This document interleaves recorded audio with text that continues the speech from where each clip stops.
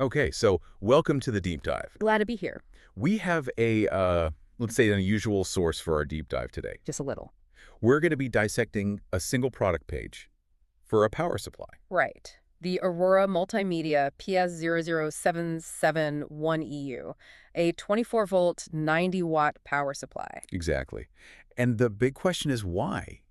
Why are we spending all this time on a simple accessory? Because it's a fantastic window, I think. It's this shortcut into the world of government contracts, international trade, the works. A silent information carrier. That's it. You usually don't give a power brick a second glance, but this source, well, it forces you to look at the whole system around it. Okay, let's start with the basics then. Section 1. The specs on the page. The facts seem simple enough. Part number is PS0077-1-EU. It's 24 volts DC, 90 watts. Priced at $58 in stock. All very standard stuff. That's what I thought. But then you scroll down to the service package. Yeah. And that's where the story completely changes. Oh, absolutely. I mean, get this.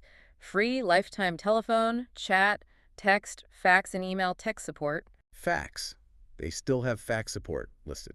And it's for life. You just don't offer that level of unwavering support for a normal consumer gadget. This is for something else entirely. You're saying it's for mission-critical systems? Exactly. Where every single minute of downtime costs thousands of dollars. So the real key specification isn't the 90 watts. No. It's the promise that someone will always be there to help immediately. Precisely. And that level of expected reliability for a $58 item, that points directly to who their client base is. And we get a huge clue when we see the most prominent feature on the page. The whole no tariffs thing. It's everywhere. Tariff-free, budget-friendly, cost-efficient solution. So what's the technical reason for that? Well, it's all tied to that little TAA compliant designation you see. Okay, so we need to define that. TAA. Right. It's the Trade Agreements Act. And what it means, basically, is that the product was made or substantially transformed in the U.S. or a designated allied country. And that's specifically for government use. That's the whole game. That small status symbol allows an integrator to bid on massive taxpayer-funded projects. It's pretty amazing to realize that a whole segment of federal contracting could hinge on whether this $58 power supply was sourced correctly. It's the critical link. You can't put a, $10,000 compliant matrix switcher into a federal data center if its power supply doesn't also pass that same muster. Which is the perfect connection to the bigger picture of what Aurora Multimedia even makes. Exactly.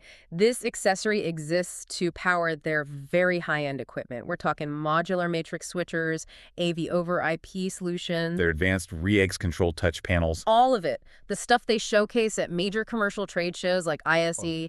This is sophisticated, networked tech. And every single part of that chain has to meet those government certification standards. So what does this all mean then?